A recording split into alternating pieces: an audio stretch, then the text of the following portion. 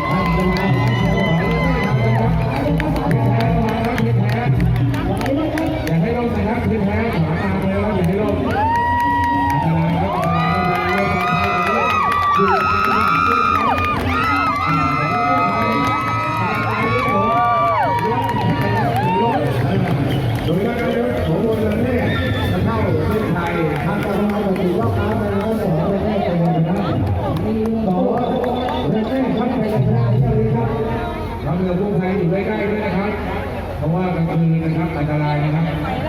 ขอบคุณทั้งมวลอาหารท่านนายกเลยครับขอบคุณเป็นแท้ก็มวลนะครับคนหาท่านนายกเลยว่าโอ้โหท้ายมันหลงไปกับพี่เลยแล้วหาละลายแน่ไปกับพี่เลยเป็นแท้ท่านเขานะครับละลายแล้วต้องหาต้นไม้ต้องหาต้นไม้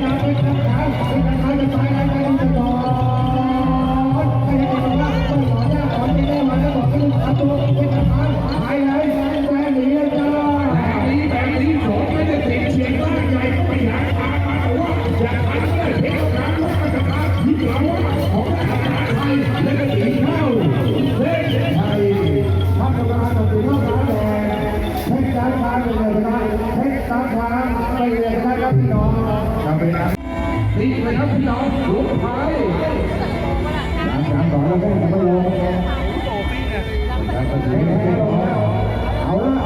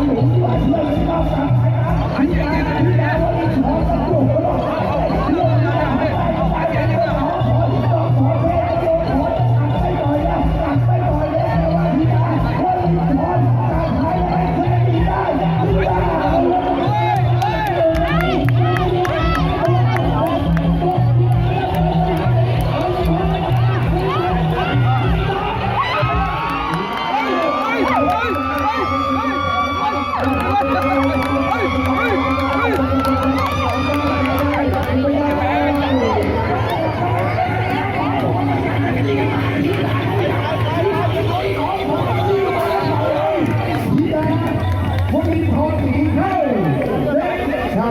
ครับการจัดเป็นรอบน้ำแดงก็ที่ดาวรุ่งกรเป็นระยะไปต่อเที่ยว